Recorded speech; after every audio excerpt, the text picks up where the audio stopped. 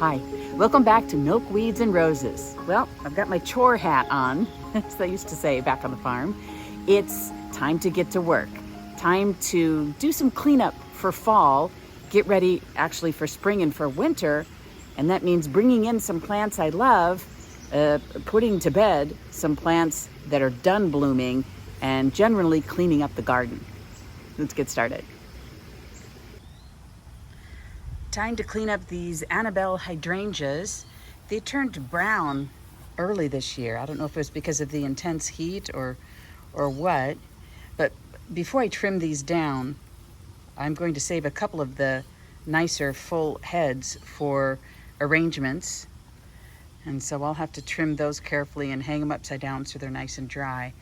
But we can clean this bed up now, rather than just watch them flop with every rainstorm. And here in Zone 5b, winter and a freeze could come at any time, and then these will really be ugly. So I'm gonna go ahead and clean those up while I can. This is a section where I divided the hydrangea, the Annabelle hydrangea, and put it in here. And see, so long as they still have the nice green head, I'm gonna keep them here. The leaves look nice. They get a lot of shade here and they like it a lot better. We had a big rainstorm last night, so that's why they're flopping, and also these heads are just too heavy. But these still look mostly good, so I'm gonna keep these in here a little bit. The same thing with the hostas. They're still going, still providing some color. Rather than wipe out this whole bed, it just seems a little bit early for that. Some of these are just now starting to look good, so I'm gonna go ahead and keep those here for now.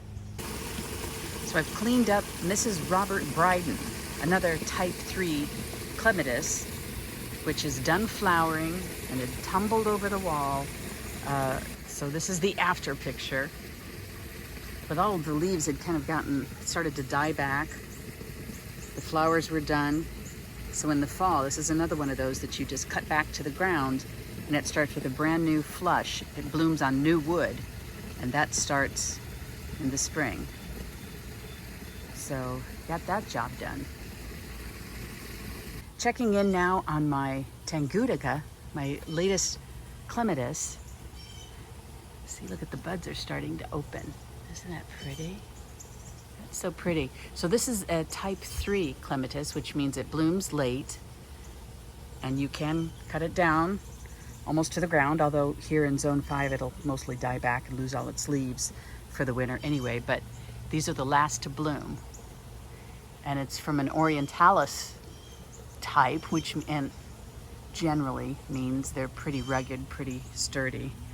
So it would be nice if one day this actually makes it over the trellis, like I would like the morning glory used to.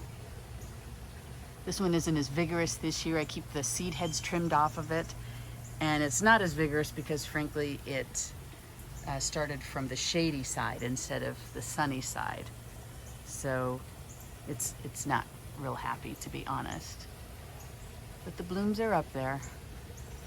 But I planted 2 different clematis here.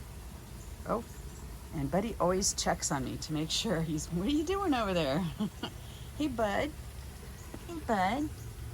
Are you staying clean? I don't want you to get dirty. You're not getting dirty, are you? All right, because we don't want a bath. No, we don't want a bath. Okay, good boy. Good boy.